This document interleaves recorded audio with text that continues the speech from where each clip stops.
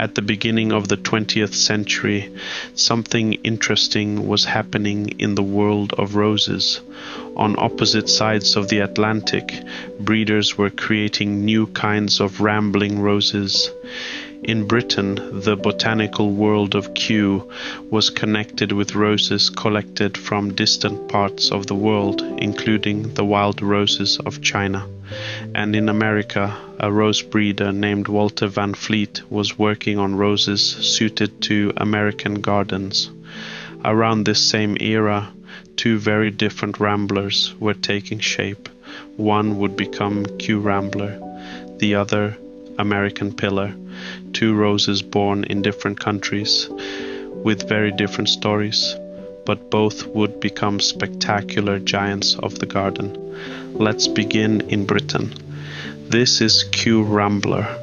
It is not one of the famous rose names you hear about all the time. You probably won't see it in every garden center. And when I searched for videos about it, I found very little dedicated to this beautiful old rambler. So when I visited the David Austin Rose Garden, I knew I had to stop and film it. Kew Rambler is associated with the Royal Botanic Gardens, Kew in London. Its recorded parentage is Rosa Soliana crossed with Hiawatha. One parent came from the wild landscapes of China. Rosa Soliana is a species rose, and it gave Kew Rambler some of its wild character: gray-green foliage, simple open flowers, and orange-red hips that appear later in the year. The other parent was Hiawatha, a famous rambler introduced in 1904, known for its spectacular clusters of flowers. And somewhere between the wild and the cultivated, Kew Rambler was born. The exact introduction date is not completely consistent across historical sources, but the rose belongs to the early 20th century and has now been part of garden history for more than 100 years. Its flowers are simple and open, in soft shades of pink with pale centers and golden stamens. There is something wonderfully natural about them, almost like a wild rose, but on a much grander scale. Kew Rambler is also known for its fragrance and its vigorous growth. It can reach several meters, making it ideal for large structures, or perhaps most beautifully for climbing into a suitable mature tree. When it flowers, the branches can disappear beneath masses of pink blooms, making the tree itself appear to be flowering. It is a once flowering rose, so instead of repeating throughout the summer, it waits for one spectacular display. Afterwards, orange-red hips can bring another season of interest. The open flowers also make the stamens accessible to bees and other pollinating insects, and there is another fascinating part of its history. Kew Rambler received an Award of Merit in 1922, showing that this unusual rose was already being recognized in the horticultural world more than a century ago, and yet today it feels almost forgotten. But while this story was unfolding in Britain, another rose breeder was working across the Atlantic. His name was Walter Van Fleet. Van Fleet was a physician who became deeply involved in horticulture and rose breeding. He worked with the United States Department of Agriculture and became one of the most important American rose breeders of his generation. His ambition was to develop roses that could perform well in American gardens, and one of his most spectacular creations was American Pillar. Van Fleet bred American Pillar in 1902, and it was introduced commercially by Conard and Jones in 1908. So around the same era that Kew Rambler was taking shape in Britain, American Pillar was beginning its own journey in America, And like Kew Rambler, this was never going to be a small garden rose. American Pillar is a vigorous rambler, capable of growing several meters high, producing long canes that can cover large structures and climb into trees. But its greatest moment comes when it flowers. The blooms are simple and open, with deep pink to carmine petals, lighter centers, and golden stamens. They appear in large clusters, creating an extraordinary display. Imagine a wall covered in pink, an arch disappearing beneath flowers, or a mature tree transformed into a giant flowering rose.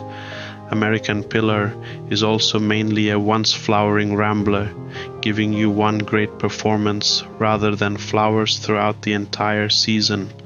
But that single display can be unforgettable, and its history is just as interesting as its flowers. Walter Van Fleet's work was part of the development of roses specifically suited to American gardens, and his influence continued through later generations of rose breeding.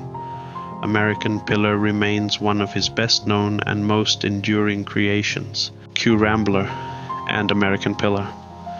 Two historic rambling roses. Two very different stories. But which one would you choose? Kew Rambler, with its connection to Kew Gardens and its wild Chinese ancestry, or American Pillar, with its spectacular flowers and fascinating American history? Let me know in the comments. And if you enjoy stories about roses, gardens, and their history, don't forget to like and subscribe.